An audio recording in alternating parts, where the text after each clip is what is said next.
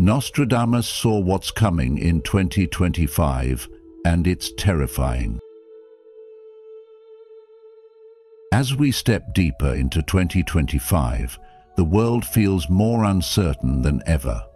From global unrest to the rapid rise of artificial intelligence, it seems like we're living in a time of massive transformation. But what if someone saw this coming centuries ago? In today's video on The Journey of Wisdom, we explore the chilling foresight of Nostradamus, a man whose cryptic verses have echoed through time, predicting events like wars, revolutions, and disasters with uncanny accuracy. Now, new interpretations of his prophecies suggest that 2025 may be one of the most critical years yet, a turning point filled with hidden warnings and unsettling truths. Could these ancient words hold clues about our future? We're counting down 9 of Nostradamus' most haunting predictions for 2025 and how they might already be unfolding around us. These aren't just eerie coincidences. They're reflections of the fears, hopes, and changes shaping our modern world. If you're curious about ancient wisdom, the mystery of time, and how we can find balance in a world full of chaos, don't forget to subscribe and turn on notifications. It helps us grow this community of seekers and ensures you won't miss what's coming next. So, stay with us till the end. What we reveal might not just challenge what you believe, but also help you see the present in a whole new light. Let's uncover the hidden messages of Nostradamus and what they mean for humanity in 2025. Number 1. A profound spiritual awakening.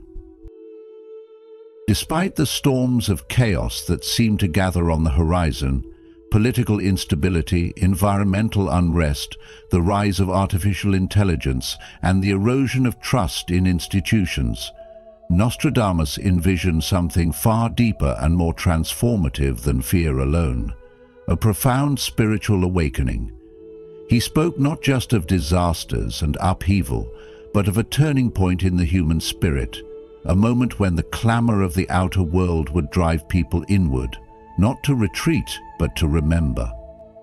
In his cryptic verses, Nostradamus alludes to a time when those left in the ashes of failing systems will no longer look to power or possessions for peace, but instead seek new paths of meaning, faith, and inner truth.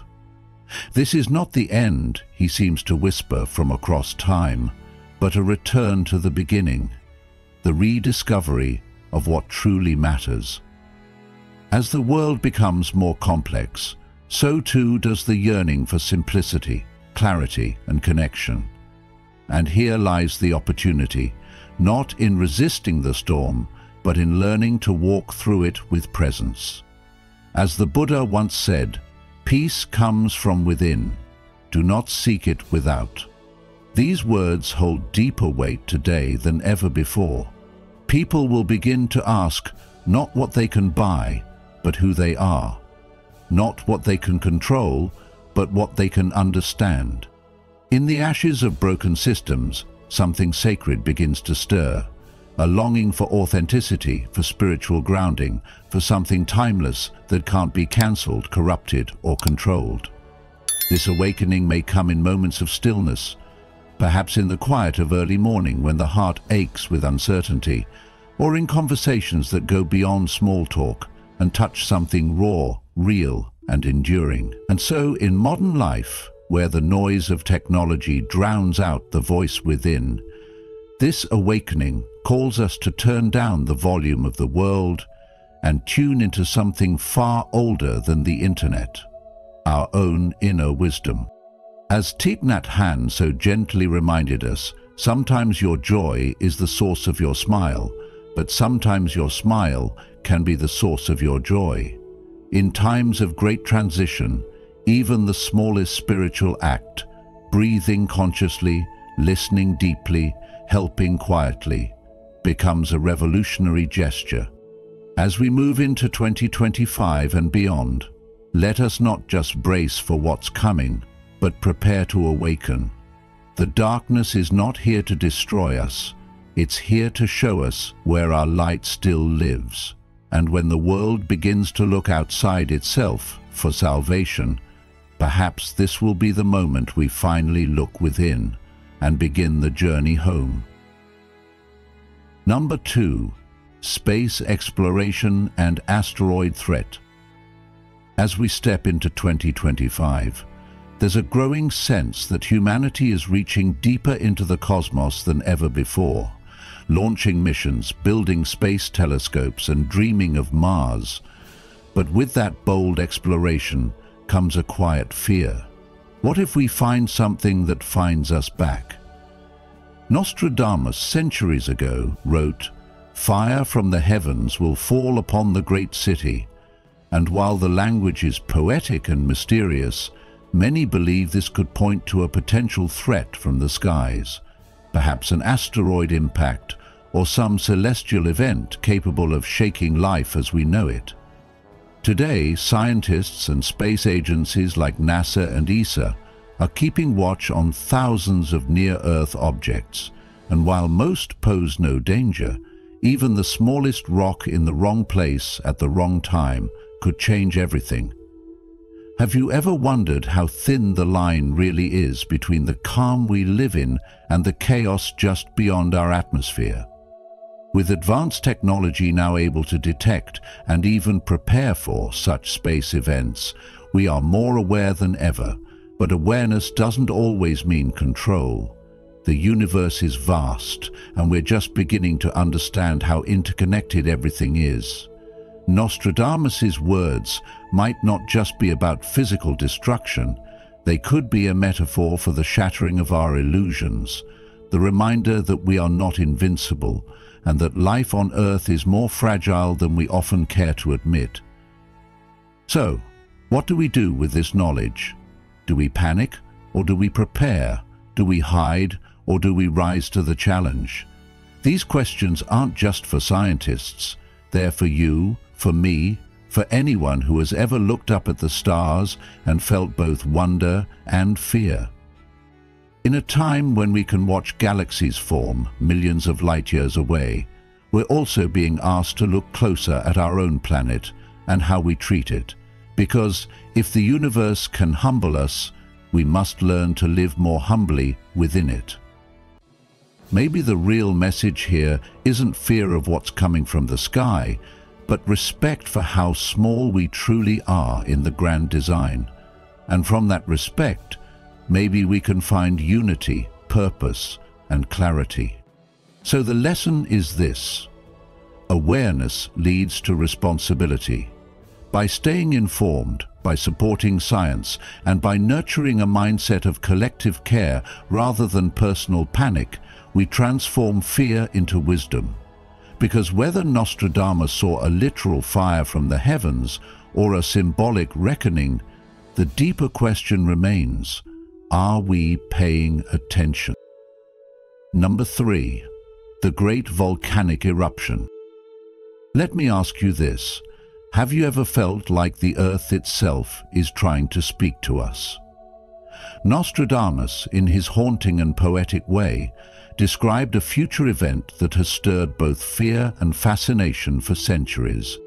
He wrote, "The earth will shake around the new city, the sky will catch fire over the ocean, and flames will engulf." While these words sound dramatic, they echo the kind of natural disaster we know is not only possible but inevitable: a massive volcanic eruption. As we move toward 2025, some researchers and geologists are growing increasingly concerned that we may be entering a period of heightened volcanic activity. You might have heard of Yellowstone, a supervolcano lying quietly beneath the surface of the United States. It's been called overdue for years, and while scientists don't predict an imminent eruption, the reality is we don't control nature's clock. And it's not just Yellowstone. From Iceland to Indonesia, volcanoes are rumbling. When one of these giants erupts, the impact isn't local, it's global.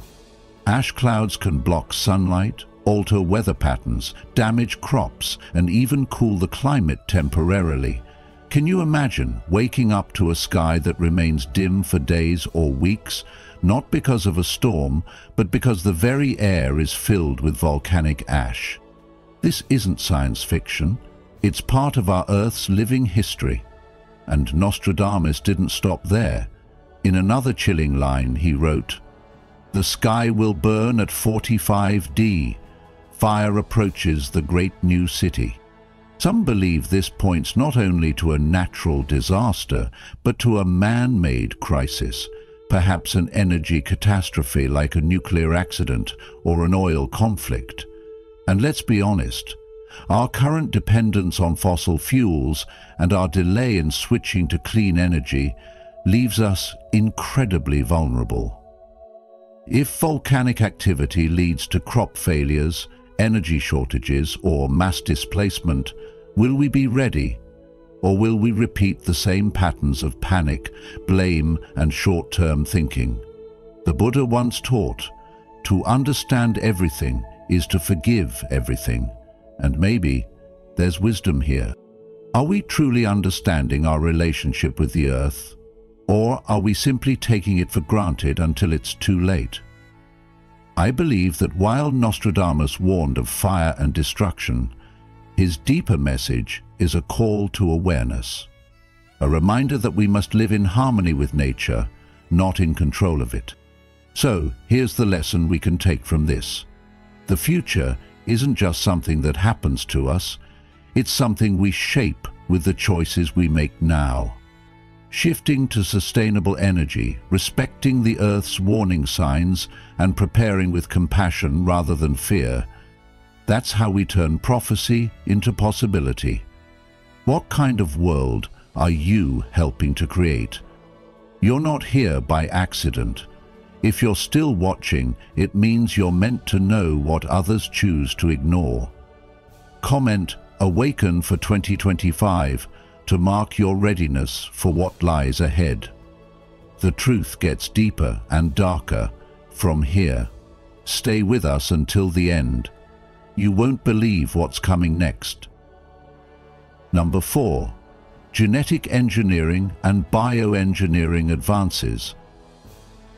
As we look ahead to 2025, one of the most astonishing and controversial predictions made by Nostradamus centers on the rapid rise of genetic and bioengineering technologies, a transformation that, in his cryptic words, would set apart the nine from the human flock, suggesting a future where some beings may be genetically altered in ways that no longer align with the natural order. While this may sound abstract or symbolic, it closely mirrors the conversations happening in science today, where breakthroughs like CRISPR are enabling scientists to edit genes with extraordinary precision.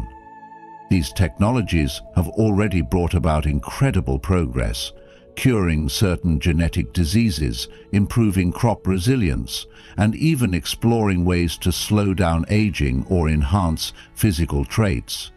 But as with every powerful tool, the deeper question isn't just what we can do, but what we should do. Think about it. If we develop the ability to edit intelligence, strength, or appearance before birth, who decides what's desirable? And what happens to those who are left unedited? Will we walk into a future where humanity becomes divided not by race, class, or geography, but by genetic privilege? These are not just science fiction concerns. They are moral crossroads we are quickly approaching. Nostradamus's eerie prophecy could be interpreted as a warning against playing God without wisdom, especially if these tools fall into the hands of those seeking control rather than compassion. In today's world, where health, identity, and even beauty are increasingly shaped by technology, we must ask, are we building a better world for all, or just enhancing it for the few? The Buddhist teaching, "With our thoughts we make the world," reminds us that it's not the technology itself that defines our path, but the intention behind how we use it. So, as we marvel at the breakthroughs in gene editing and bioengineering, we should also ground ourselves in humility and ethical clarity. Just because we can alter life doesn't mean we fully understand the consequences of doing so. In this moment of great scientific potential, we're called not only to celebrate human achievement, but to deeply consider our responsibility to one another, to future generations, and to the natural balance of life. The real power isn't in modifying our genes, it's in evolving our wisdom, and that's a form of progress no technology can replace. Number 5. The threat of a Third World War. Out of all the chilling predictions Nostradamus left behind, few strike a deeper chord than his vision of a potential Third World War, an event that, if it ever came to pass, could reshape the world in ways we can barely comprehend. In one particularly haunting passage, he wrote, "In the city of God there will be a great thunder, two brothers torn apart by chaos." For centuries, scholars and readers alike have debated its meaning, but in the context of today's fragile global climate, these words feel eerily close to home.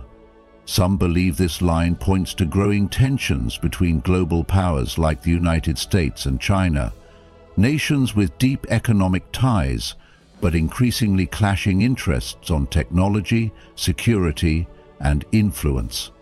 Others interpret two brothers more symbolically, representing the conflict between ideologies, between East and West, or even within nations themselves, as internal divisions widen. Look around. Conflicts continue in Eastern Europe, instability simmers in the Middle East, and in the Asia PCPC, the military posturing feels heavier than ever. Does it feel to you like the world is holding its breath, as if one miscalculation could light a fire too big to control?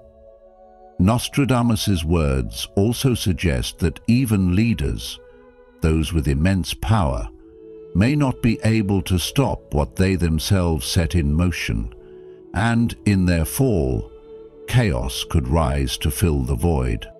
This brings up a powerful question for all of us. Are we heading toward this fate, or can awareness help us change course? The Buddha once said, "Hatred does not cease by hatred, but only by love. This is the eternal rule."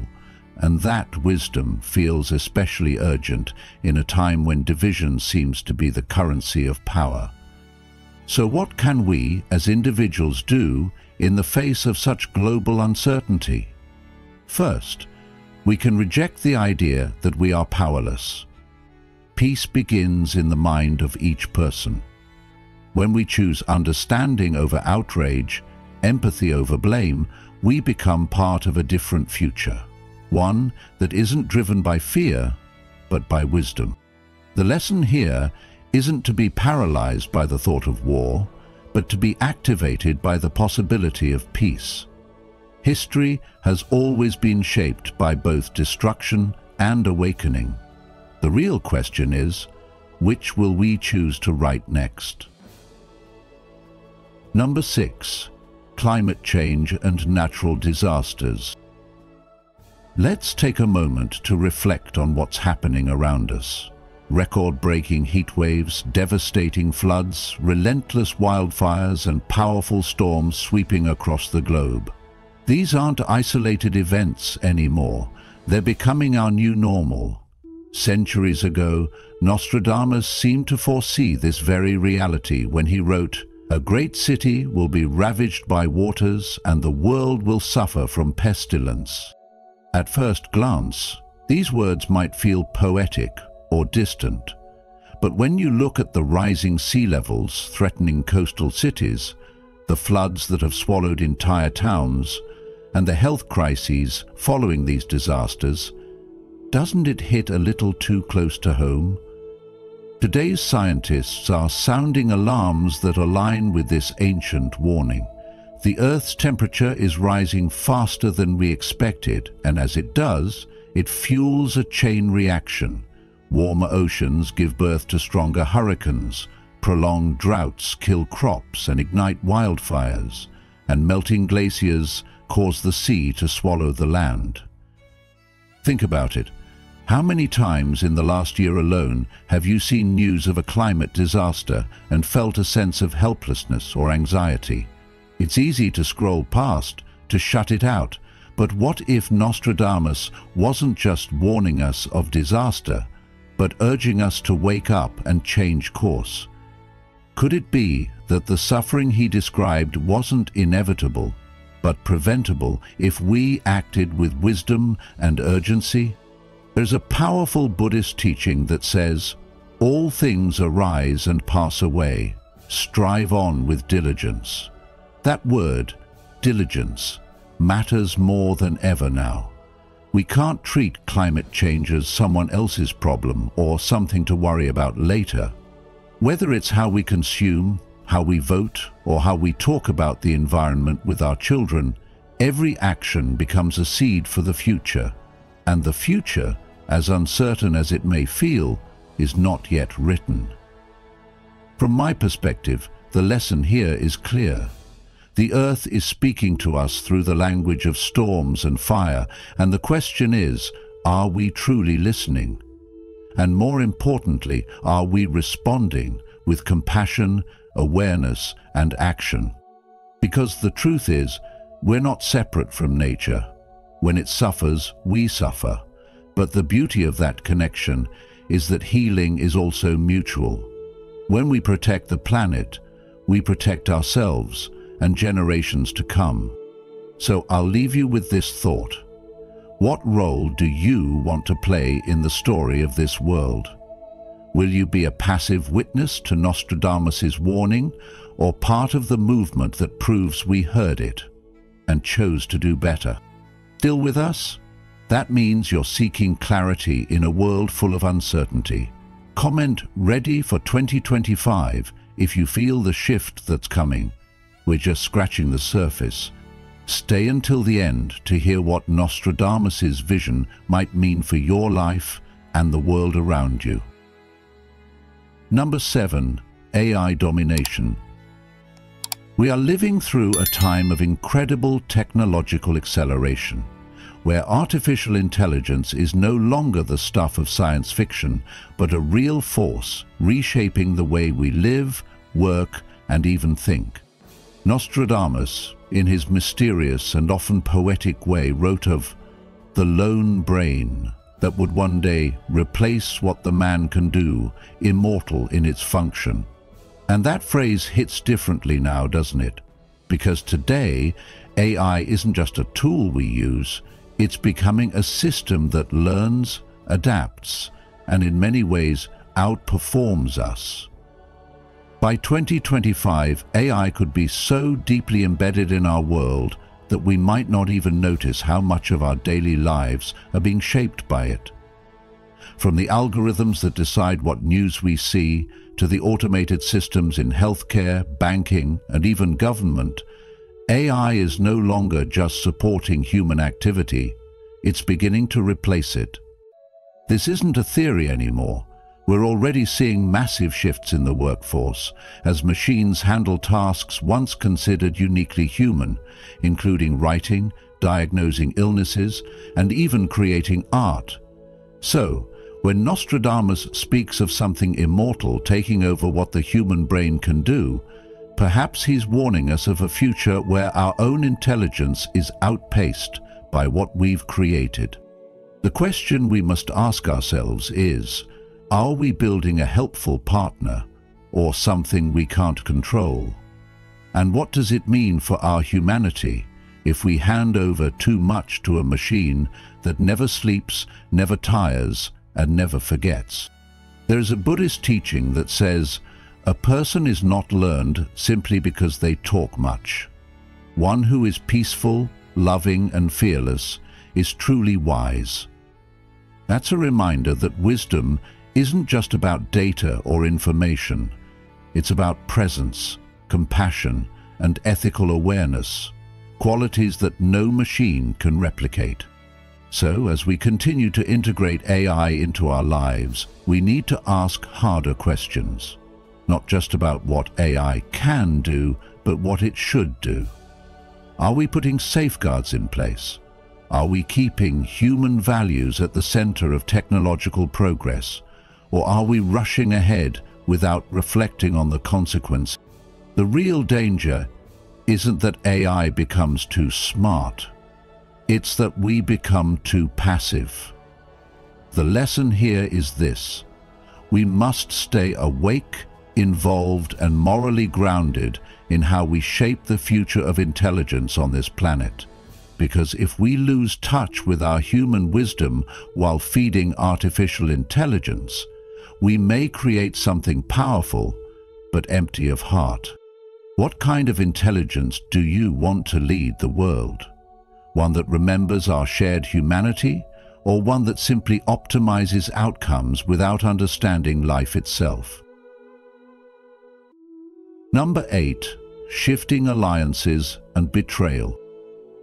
Among the many chilling messages Nostradamus left behind, one theme stands out as especially relevant to the times we live in: betrayal between nations and the breakdown of long-standing alliances.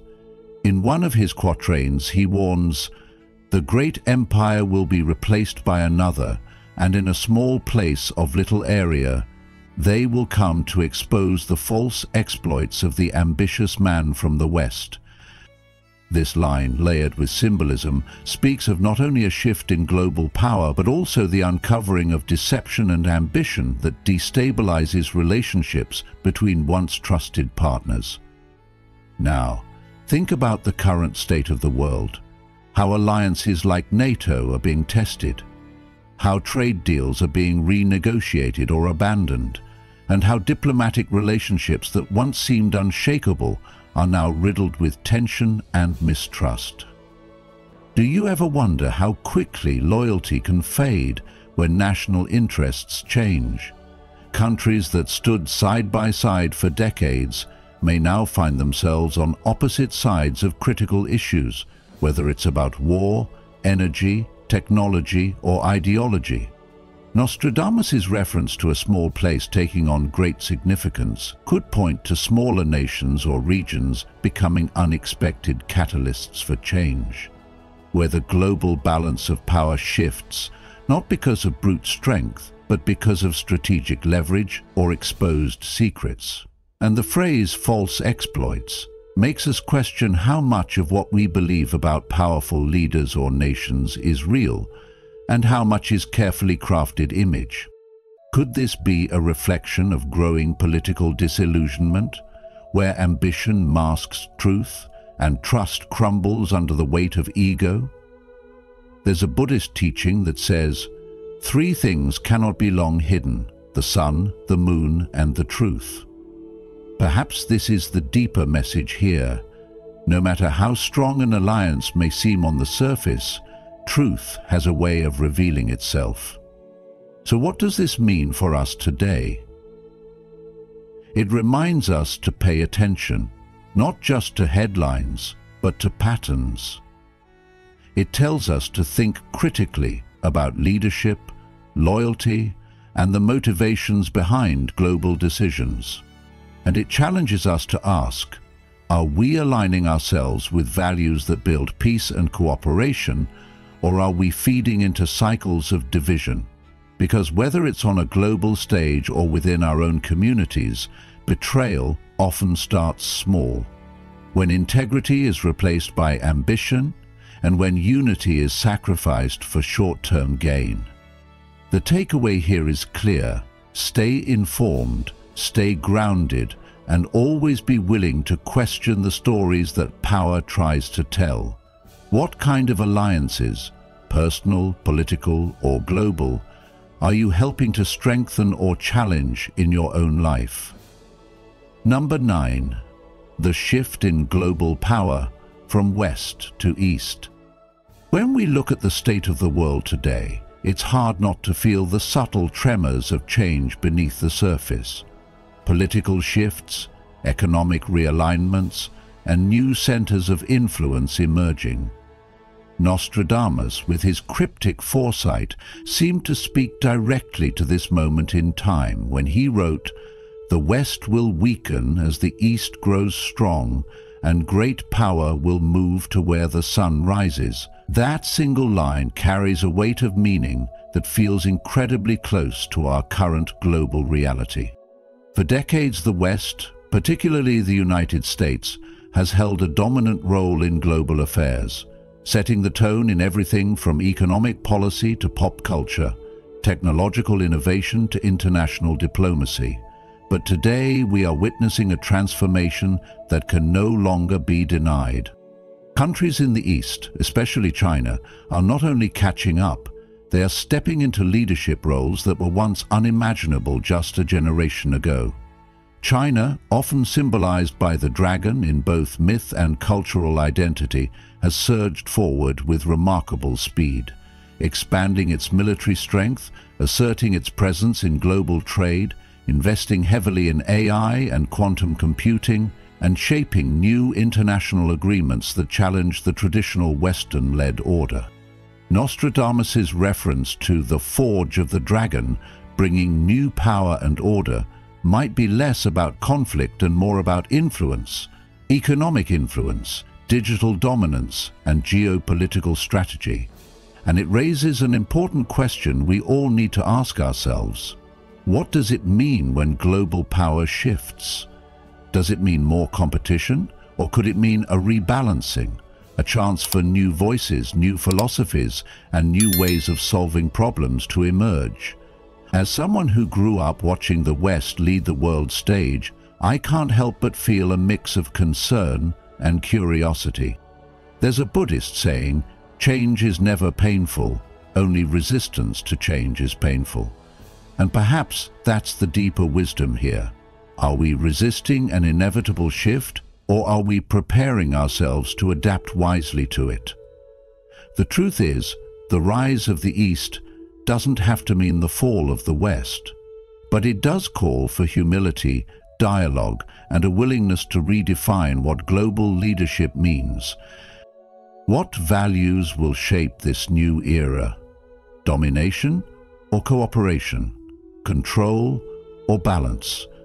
The way this power shift plays out will affect everything from global markets to cultural identity, to the way nations build partnerships or prepare for conflict. So I ask you, do you think the world is ready for this transformation? Are we mature enough as a global society to transition power without violence, without ego, and with compassion? The lesson Nostradamus leaves us isn't just about who gains power, but how we all respond to that power shift. In the end, it's not just about East or West, it's about whether we evolve together or apart. So, as we reflect on the warnings and wisdom within Nostradamus' mysterious verses, let us remember, the future is not fixed, it's shaped by the choices we make today. Whether these predictions become reality or remain symbols, they invite us to awaken, to act with awareness, and to lead with compassion. If this video sparked something within you, curiosity, reflection, or even a little unease, don't keep it to yourself. Like, share, and subscribe to the Journey of Wisdom, and turn on notifications so you won't miss our upcoming explorations into the deeper truths of life, history, and human consciousness. Thank you for walking this path with us. Until next time, stay grounded, stay curious, and stay wise.